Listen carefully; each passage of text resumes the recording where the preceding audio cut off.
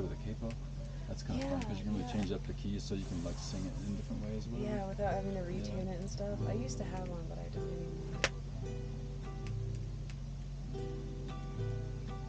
Give me a Boats line along and the I'll try to shore. sing with you.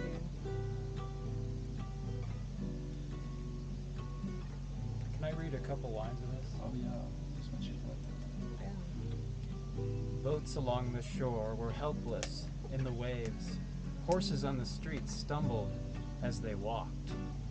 Around the capital, not one temple or pagoda remained intact. Some collapsed and some fell over. Dust and ashes rose like billows of smoke.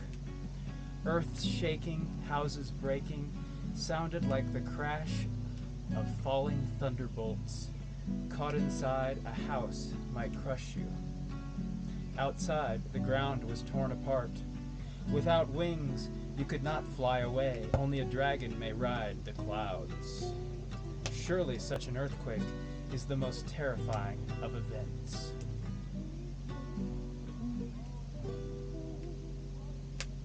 Those are the ones I really remember. I used to know how to play. I learned how to play "Woman." John Lennon. That's a really great song. Oh, I love that song. Yeah. You remember? Ooh, no, not at all. Well. That's a really good song. Do-do-do-do-do-do. John Lennon had some good songs. Oh, like yeah. some of them were so Oh my hell, visceral. there's like so much feeling to it. Did you ever hear Isolation? That one where he's just like screaming. He's like, I can't even do it. He's got It's some just pretty intense. Some of the solo shit, he's like Yeah. working through his issues Oh, or whatever. yeah. It's pretty intense stuff. Like that. I really like Yeah. that visceral stuff though. It's amazing.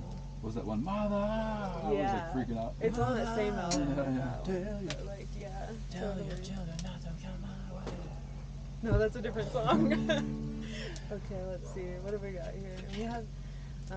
We can start singing this line together, and then we can get into the reading again. Let's see. What was it? Oh. Only a dragon can ride the clouds.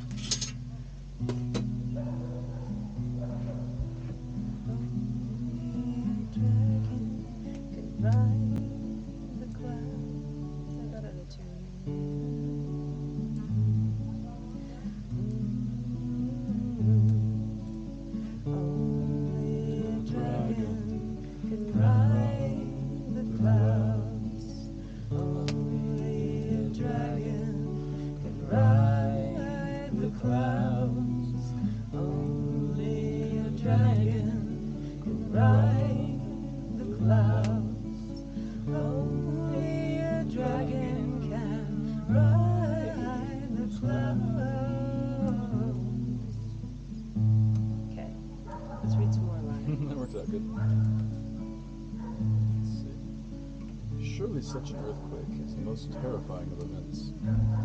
In time, the violent shaking stopped, but aftershocks continued. Every day, 20-30 quakes, each one frightening enough and normal at times. Only after 10 or 20 days did they begin to ease. Sometimes there were 4 or 5 shocks, then 2 or 3, then fewer and fewer. These aftershocks lasted for about 3 months. Of the 4 elements, water, fire, and wind often cause great damage. Earth does not so often bring catastrophe. Long before, in the year of Psycho, there had been an earthquake. That one even caused the head of the great Buddha of Todaiji to fall, as well as many other fearful things. But from all I hear, that was no equal to this quake. For a while right after, there was talk of the vanities of this world, and people seemed to be rid of the sinfulness of their hearts. But days and months went by, then years, and no one spoke of it again.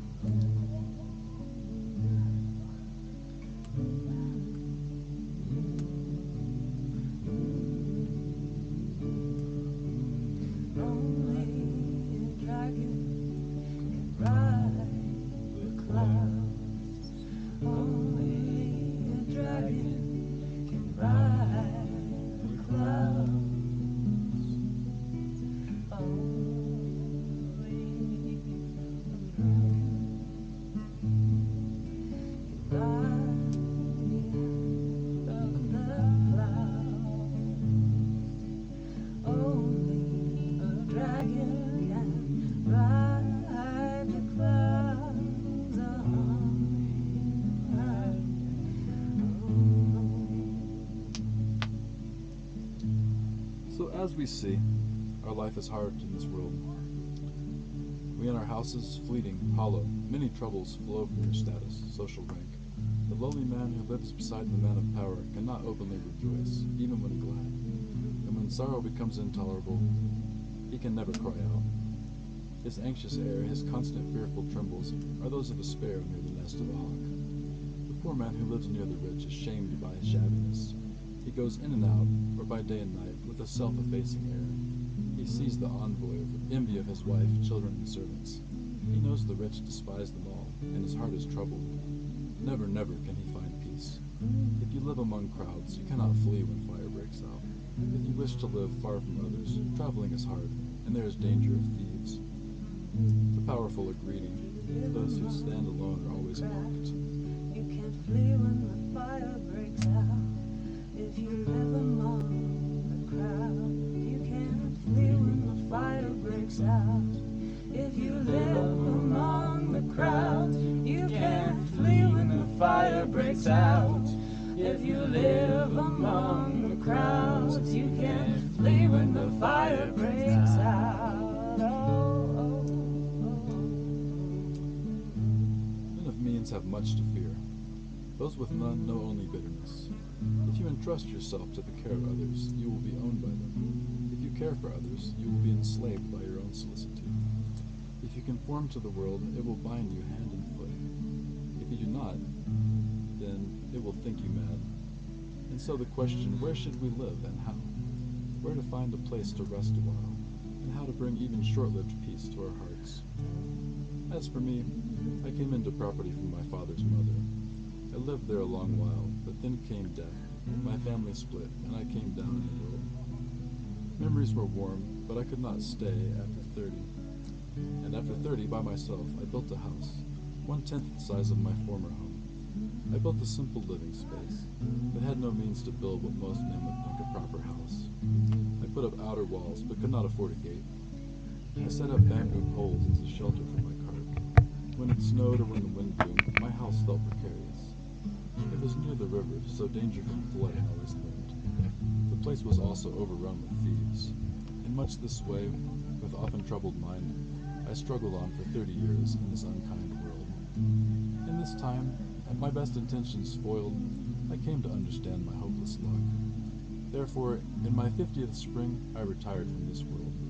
In any case, I had no wife or child, no family to regret. I had no rank, no revenues. So where are the worldly ties?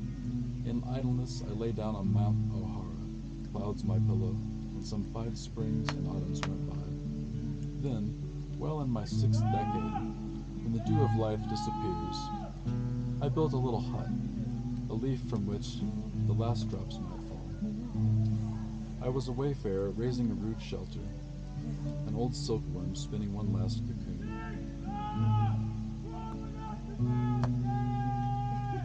Six up, rolling up the mountain. Break. That means there's a bunch of cops out there.